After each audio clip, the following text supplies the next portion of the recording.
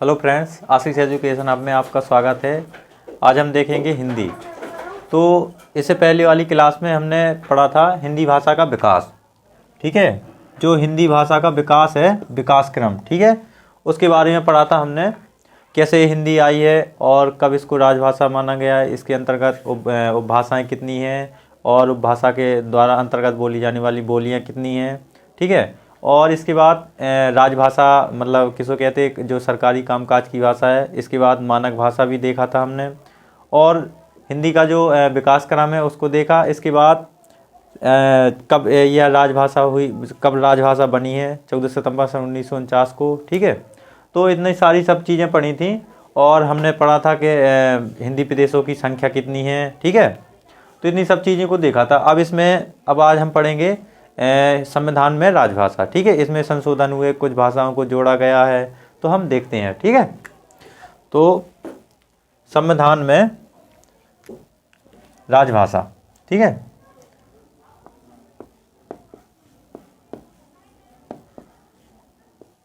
संविधान में राजभाषा।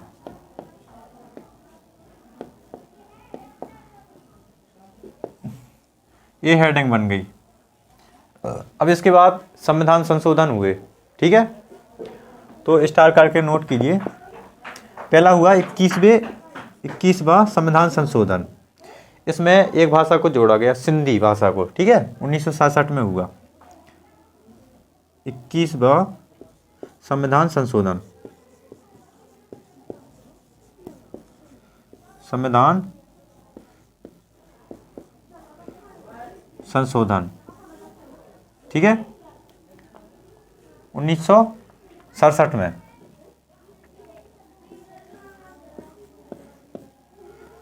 ठीक है, इसमें 1967 में हुआ जो 21वां संविधान संशोधन है, 1967 में हुआ, जिसमें सिंधी भाषा को जोड़ा गया। सिंधी भाषा को जोड़ा गया, सिंधी भाषा को जोड़ा गया। ठीक है, 1967 में सिंधी भाषा को जोड़ा गया।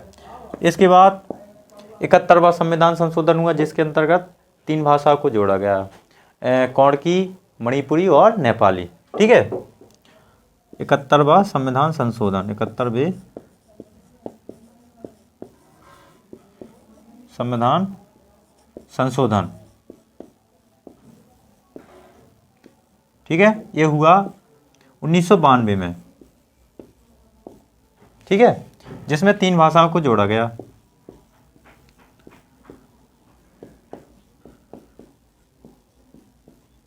तीन भाषाओं को जोड़ा गया।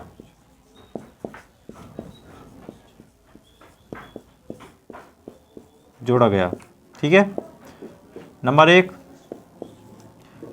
मणिपुरी,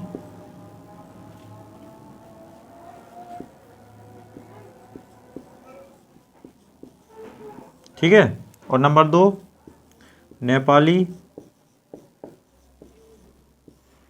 और नंबर 3 है कोंकणी या कोंकणी। तो देखा था हमने 71वें संविधान संशोधन के तहत 3 भाषाओं को जोड़ा गया था 1992 में, कोंकणी, मणिपुरी और नेपाली।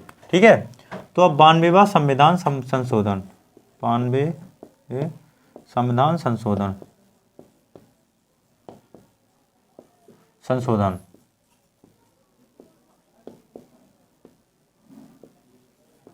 ठीक है, ये हुआ 2003 में। कोई लेखक 2004 भी बोलते, 2003 में। ठीक है, 4 भाषाएं जोड़ी गई,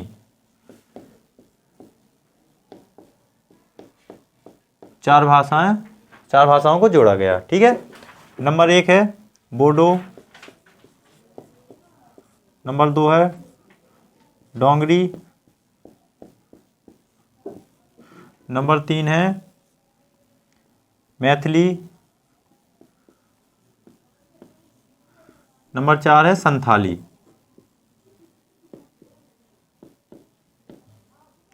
तो जो 92वें संविधान संशोधन है 2003 में 4 भाषा को जोड़ा गया, बोडो, डोंगरी और मैथिली और संथाली। इसके बाद 8वीं अनुसूची के अंतर्गत टोटल 22 भाषाएं बोली जाती हैं। ठीक है, अब इसके बाद देखेंगे कौन कौन सी 22 भाषाएं हैं उनको देखेंगे। ठीक है, जो 8वीं संविधान के भाग 17 में 8वीं अनुसूची के अंतर्गत टोटल 22 भाषाएं कौन कौन सी हैं देखेंगे हम। 8वीं अनुसूची 22 भाषाएं, ठीक है, कौन कौन सी हैं अब उनको हम नोट करेंगे। ठीक है, नंबर 1 असमिया,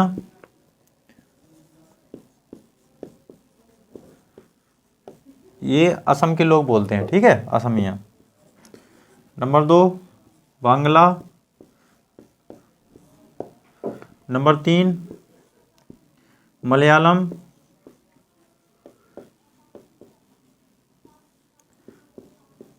नंबर 4 कंकड़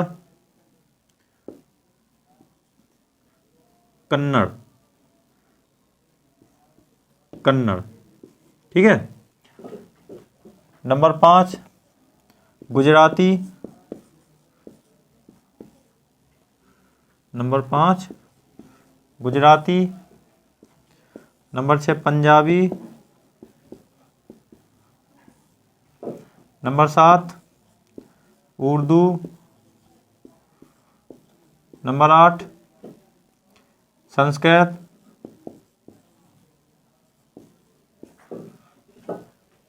संस्कृत हो गई। और नंबर 9 हिंदी।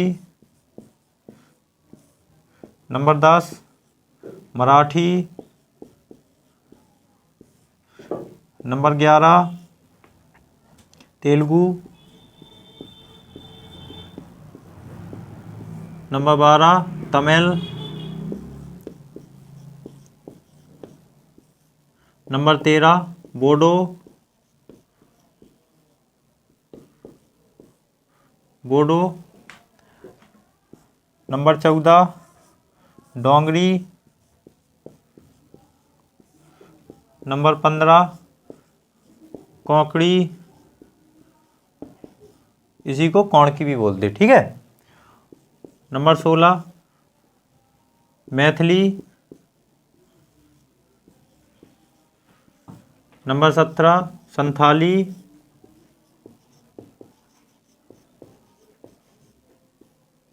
ठीक है, संथाली। इसके बाद 18वीं है कश्मीरी। ठीक है। 19वीं नेपाली। और 20 मणिपुरी। ठीक है।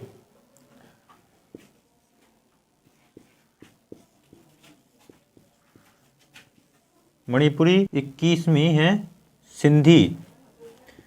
21 सिंधी। ठीक है, जो सिंध प्रांत में बोली जाती है, पाकिस्तान। ठीक है, सिंधी। और सिंधी। और 22वीं है उड़िया,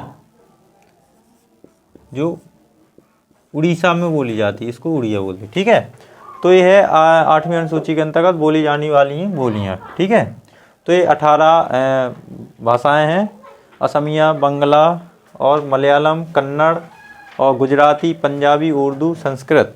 ठीक है, तो ये 22 भाषाएं हैं। ठीक है, अब इसके बाद तो हमने 8वीं अनुसूची के अंतर्गत 22 भाषाएं देख ली। अब इसमें कितने में पुरस्कार दिया जाता है? हिंदी साहित्य पुरस्कार। ठीक है, तो टोटल 24 भाषाओं में मतलब कि हिंदी साहित्य पुरस्कार दिया जाता है। तो 22 + 2। ठीक है, अब 2 ये कौन कौन सी हैं? एक तो है राजस्थानी, एक राजस्थानी। ठीक है, और नंबर 2 है अंग्रेजी। टोटल 24 भाषाओं में हिंदी साहित्य पुरस्कार दिया जाता है। ठीक है, अब इसके बाद हम देखेंगे विश्व हिंदी सम्मेलन। ठीक है, विश्व हिंदी सम्मेलन कितने हिंदी सम्मेलन हुए टोटल? अब तक के टोटल 12 विश्व हिंदी सम्मेलन हुए हैं। ठीक है, पढ़ेंगे आगे। हाँ, तो हेडिंग डालेंगे विश्व हिंदी सम्मेलन। विश्व हिंदी सम्मेलन।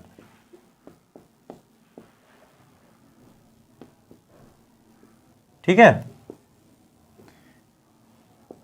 कितने सम्मेलन हुए? तो अब तक के टोटल 12 विश्व हिंदी सम्मेलन हुए। ठीक है, पॉइंट लगा के डालेंगे। अब तक टोटल 12 विश्व हिंदी सम्मेलन हुए।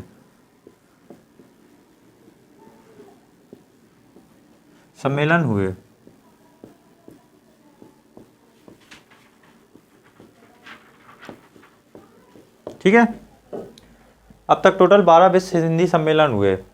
जो प्रथम विश्व हिंदी सम्मेलन है वो 1 जनवरी से 10 जनवरी तक, ठीक है, 1 से 10 जनवरी, ठीक है, जो हुआ 1975 में, 1 से 10 जनवरी 1975। ठीक है, ये हुआ नागपुर, भारत में। ठीक है, Nagpur, Bharat.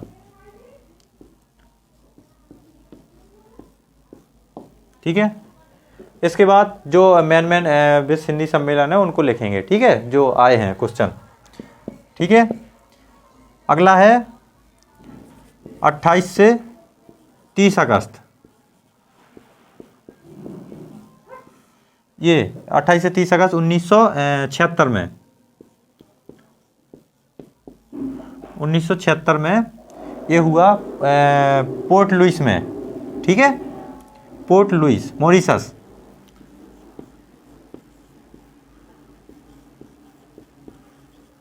Port Louis, Mauritius में। पोर्ट लुइस कहाँ है? मॉरिशस देश।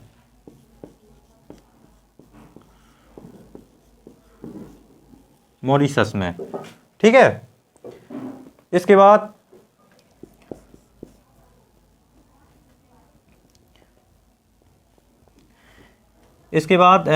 जो 12वां विश्व हिंदी सम्मेलन हुआ। ठीक है, 12वां विश्व हिंदी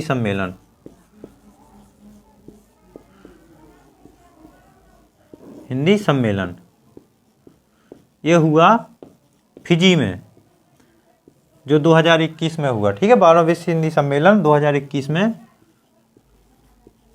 ये फिजी में हुआ। ठीक है, तो ये इतने विश्व हिंदी सम्मेलन जो हिंदी विश्व सम्मेलन हुए ये फिजी में हुए। ठीक है, और यहाँ पर मॉरिशस में हिंदी भाषा बोली जाती है। यहाँ पर हिंदी भाषा बोली जाती है। यहाँ पर हिंदी भाषा बोली जाती है।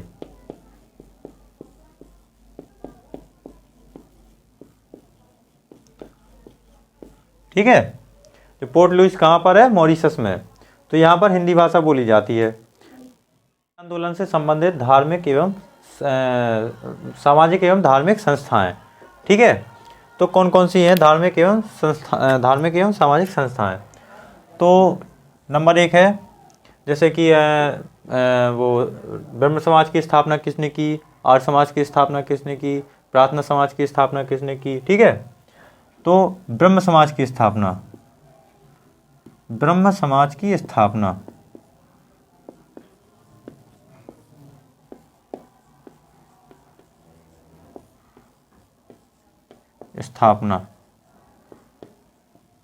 ठीक है, 1828 में राजा राम मोहन राय ने की थी।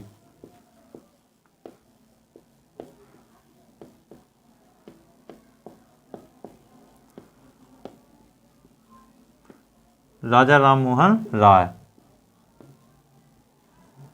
ठीक है, इसके बाद प्रार्थना समाज की स्थापना, नंबर 2, प्रार्थना समाज की स्थापना।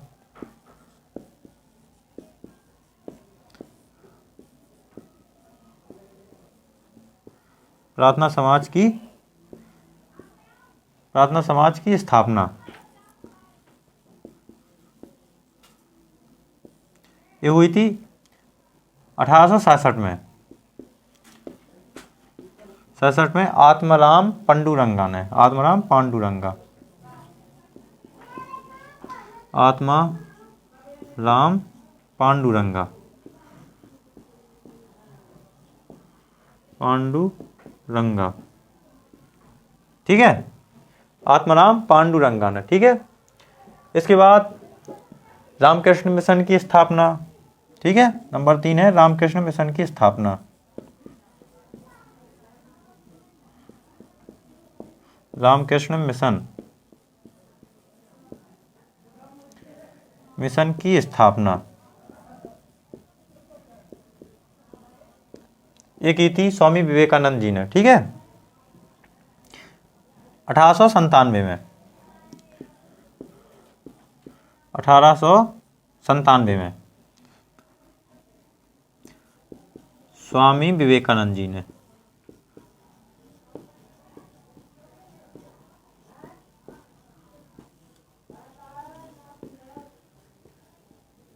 ठीक है। जो रामकृष्ण मिशन है वो रामकृष्ण मिशन की स्थापना स्वामी विवेकानंद जी ने 1897 ईस्वी में की थी, ठीक है। इसके बाद एक दो पॉइंट और हैं, जैसे देवनागरी लिपि का सही क्रम क्या है, ठीक है। तो देखो देवनागरी लिपि का क्रम,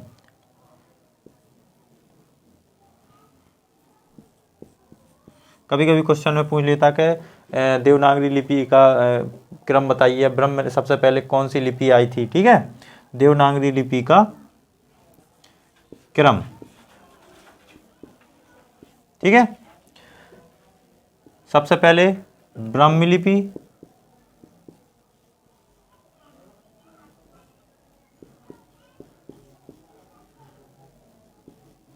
ठीक है। इसके बाद आई थी गुप्त लिपि,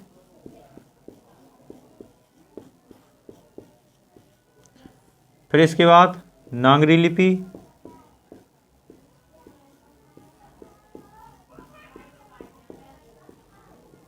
फिर इसके बाद आई थी देवनागरी लिपि, सबसे बाद में आई थी देवनागरी लिपि, ठीक है।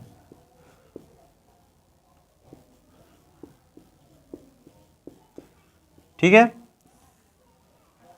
देवनागरी लिपि का क्रम, ठीक है, सबसे पहले ब्राह्मी लिपि, फिर गुप्त लिपि, फिर नागरी लिपि, फिर इसके बाद देवनागरी लिपि। अब देवनागरी लिपि को सर्वप्रथम किस वैज्ञानिक ने पढ़ा था, ठीक है। तो ये वैज्ञानिक इनका सर्वप्रथम किसने पढ़ा, सर्वप्रथम किसने पढ़ा,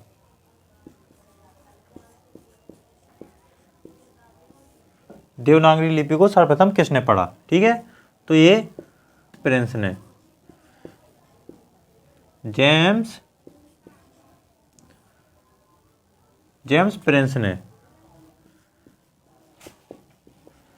प्रिंस ने पढ़ा था, ठीक है। तो हिंदी आंदोलन से संबंधित सामाजिक एवं धार्मिक संस्थाएं, ठीक है, ब्रह्म समाज हो गई, और प्रार्थना समाज, रामकृष्ण मिशन की स्थापना किसने की, ठीक है। तो 1897 में स्वामी विवेकानंद जी ने, और प्रार्थना समाज की स्थापना 1867 में आत्माराम पांडुरंगा ने, ठीक है। और जो ब्रह्म समाज की स्थापना जो राजा राम मोहन राय ने की थी, ठीक है। तो हमने इतनी सब चीज़ें देखी, हिंदी का कैसे विकास हुआ और कब हिंदी को राजभाषा माना गया, ठीक है। और हिंदी के अंतर्गत जो उपभाषाएँ थीं, उपभाषा के अंतर्गत बोली जाने वाली बोलियां को देखा, कब हिंदी को राजभाषा माना गया और कौन सी अनुसूची में रखा गया, कौन से मतलब कि भाग में रखा गया। तो हमने ये सब चीज़ें देखी, ठीक है। तो बताइए क्लास कैसी लगी, अच्छी लगी हो तो लाइक करें, शेयर करें, ठीक है। थैंक यू, जय हिंद।